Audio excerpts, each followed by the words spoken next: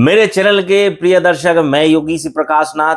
ये मेरा माई तंत्र ब्लॉग चैनल है।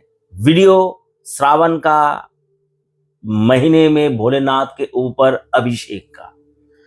इस सावन के महीने में भोलेनाथ के ऊपर जल चढ़ाने के लिए बहुत सारे लोग जाते हैं, कावड़ लेकर जाते हैं, सिद्ध पीठ में जाते हैं, ज्योतिर्लिंग में जाते हैं और जल चढ़ाते हैं।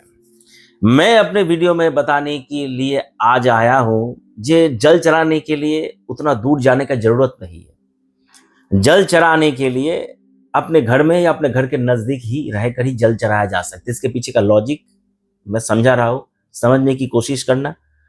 यदि मेरा सुझाव पसंद आए कमेंट करना, ना पसंद आए तब भी कमेंट करना किस लिए पसंद नहीं आया। ठीक है, चलिए फिर कंटेंट शुरू करता हूं। मेरे चैनल के प्रिय दर्शक जो इस चैनल पर है वो सभी प्रिय दर्शक है। तो सावन महीने में सब लोग देख पाओगे जे अलग अलग मंदिर में लंबा लंबा लाइन कावड़ लेकर लोग खड़ा है, भोलेनाथ के ऊपर अभिषेक करेंगे, जल चढ़ाएंगे। उसी सब वीडियो में देखा जाता है एक सेकंड खड़ा भी होने नहीं देता, एक लंबा सा ट्रे लगा कर रखते हैं, वहां पे 5 जल डालो, भोलेनाथ के ऊपर चला जाएगा। एक सेकंड का धक्का देकर निकल, एक सेकंड भोलेनाथ को दर्शन करके प्रणाम भी नहीं कर सकते भक्त ऐसे खड़ा होकर, हे प्रभु मैं आया आपके लिए। ठीक है, जल चढ़ाने के लिए एक पलक भर में भोलेनाथ को दर्शन भी नहीं कर सकता ऐसे भक्त, लेकिन भक्त जाता है अपने प्रेम से बहुत दूर दूर से कावड़ लेकर भोलेनाथ को जल चढ़ाने के लिए। तो ये एक विश्वास है, एक श्रद्धा है, आस्था है, इसलिए लोग जाते हैं। तो मेरा आज का वीडियो बनाने का जो मूल उद्देश्य, इतना मेहनत करके लोग जाते हैं श्रद्धा आस्था दिखाने के लिए, चलो ठीक है, लेकिन एक बार दिखाया, 2 बार दिखाया, बार बार ये सब करने का जरूरत नहीं है। अगर श्रद्धा आस्था दिखाना है तो अपने घर में पूजा करो, अपने घर के नजदीक कोई मंदिर में जाओ, वहां पे पूजा करो। जहां भोलेनाथ तो हर जगह में है, देवता को ढूंढने के लिए पर्टिकुलर कोई जगह पे जाने का जरूरत नहीं है। शक्तिपीठ, ज्योतिर्लिंग एक बार देखना, एक बार छूना, ये सभी सनातनी हिंदू धर्मों का, धर्म प्रेमी लोगों का कर्तव्य है। नहीं, एक बार मैं देखा, ठीक है ना। ठाकुर रामकृष्ण बोले थे दूध के बारे में सुनना, दूध को देखना, दूध के बारे में सुनना और दूध पीना, ये तीनों अलग अलग विषय है। ठीक है ना। तो वैसे ही ज्योतिर्लिंग शक्तिपीठ के एक बार हम लोग देख लिया, प्रणाम कर लिया, माथा टेका, बस बात समाप्त। बार बार उस जगह पर जाकर, ठीक है, भीड़ बढ़ाने का कोई मतलब है नहीं, और विशेष रूप से ये सावन महीना में जाकर भीड़ बढ़ाने की कोई जरूरत है नहीं। कारण क्या है, तुमको चाहिए भोलेनाथ का, भोलेनाथ से तुम्हारा प्रेम है, तुम भोलेनाथ को अभिषेक कर रहे हो, तो भोलेनाथ को तुम अभिषेक करो। अपने नजदीक कोई मंदिर में भोलेनाथ को घी दही सब कुछ चीज से अच्छा अभिषेक करो ना। वहां पे जाकर बैठकर तुम भोलेनाथ का मंत्र जाप भी कर सकते हो, श्रद्धा भी दिखा सकते हो, प्रेम भी कर सकते हो। 2 घंटा 5 घंटा 10 घंटा बैठकर अपना इच्छा पूर्ण भी कर सकते हो भोलेनाथ से। ये जो मैं सब लोगों को समझाया, बहुत सारे लोगों को समझ में नहीं आएगा, उसके लिए एक उदाहरण दे रहा हूं। प्राचीन समय में बानासुर बोलकर एक राक्षस था, ठीक है ना। वो रोज मिट्टी का 1000 2000 या 10,000 शिवलिंग बनाकर रोज पूजते थे भोलेनाथ को अपने स्थान पर बैठकर नर्मदा किनारे। तो उससे भोलेनाथ प्रसन्न हुए, प्रसन्न होकर कैलाश में जाकर अपने हाथ से बहुत सारा करोड़ों शिवलिंग को अपने हाथ से बनाए, तैयार किए भोलेनाथ, हर हर महादेव, ठीक है ना।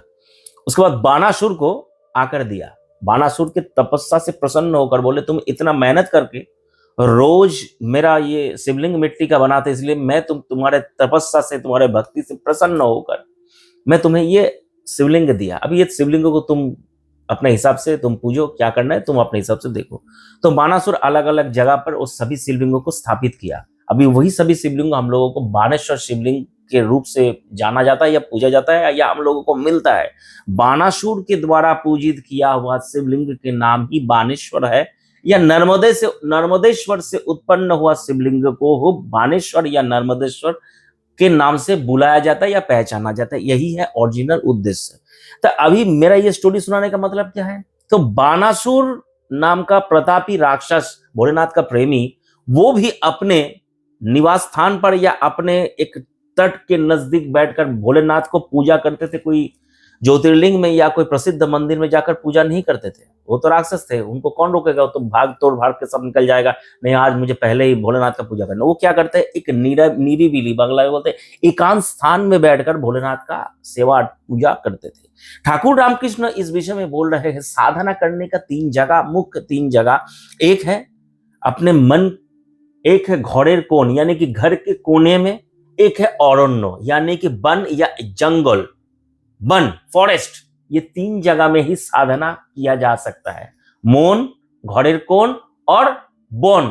वन माने बांग्ला में वन बोलते हैं, वन माने अरण्य या जंगल या फॉरेस्ट की जाना जाता है। अभी तुम कौन सी जगह में साधना करने के लिए जाओगे, मन में करो या घर के कोण में यानी कि घर के मंदिर में करो, या कोई वन में एकांत स्थान में जाकर भक्ति दिखाओ। कावड़ लेकर लोग जो चलते हैं, एक दूसरे से टकराते हैं, मारते हैं, पीटते हैं, या कुछ भी लड़खड़ाते हुए चलते, या मंदिर में जाकर धक्का मुक्की क्या नहीं चलता महिला लोग के साथ, मैं देखता हूँ। ये सब चीज करने से फायदा नहीं है। जिन लोगों को रील्स के लिए जाते हैं वो अलग विषय है। अगर जिन लोगों को भक्ति है और भक्ति ही चाहिए, वो अपने घर में भोलेनाथ को सपरिवार बिठाकर भोलेनाथ का नमः शिवाय मंत्र से भोलेनाथ को पंचामृत से अभिषेक करे, भोलेनाथ को जब तक इच्छा हो पूजा करे, मंत्र जाप करे, स्तोत्र पढ़े, कवच पढ़े, जो भी श्रद्धा भक्ति से है वो करे। इससे मुझे लगता है अच्छा साधना, अच्छा व्रत और अच्छा धर्म को मानना होता है। बाकी वहां पर जाकर मुझे लगता नहीं है किसी भी प्रकार का श्रद्धा भक्ति और समर्पण हो सकता है। 1 सेकंड अगर मैं अपने देवता से, 1 सेकंड मैं अपने इष्ट देव देवी से अगर 1 सेकंड हाथ जोड़कर प्रार्थना नहीं कर पाया, तो रात भर जगकर 20, 25, 30, 50, 60 किलोमीटर पैदल चलकर क्या है फल, क्या है फल। अगर भगवान से 1 सेकंड हाथ जोड़कर प्रार्थना है, प्रभु मैं आपके लिए, आपसे मिलने के लिए आया हूं, इतना दूर से मिलने के लिए आया, प्रभु जल भी अपने हाथ से चढ़ाने पर एक लंबा सा पाइप लगाकर पाइप के अंदर जल डालो, भोलेनाथ के ऊपर जाए, और उठा उठा कर ऐसे फूल को फेंकते हैं, देखकर बहुत खराब। श्रद्धा से इंसान फूल को भगवान के ऊपर निवेदन करता है, उसी फूल को श्रद्धा पूर्वक ही उठाकर विसर्जन करना चाहिए, ऐसे नहीं करना चाहिए। मैं बहुत सारा देखा हूं, मेरा ये सोच था, मैं दर्शकों को समझाया। यदि पसंद आया लाइक शेयर और हाइप करना, ताकि और लोगों तक पहुंचे। मेरा सोच विचार यदि ग्रहण योग्य है तो इसे ग्रहण करने के बाद और लोगों तक पहुंचाओ, ताकि मेरे शिष्य लोग समझो, और पहुंचाने की कोशिश तुम लोगों के ऊपर है, ताकि लोग अंधविश्वास के चक्कर में ना भागे। ये चूड़ी फूड़ी का जो शॉर्ट वीडियो में बताता, चूड़ी फूड़ी के चक्कर में ना भागे।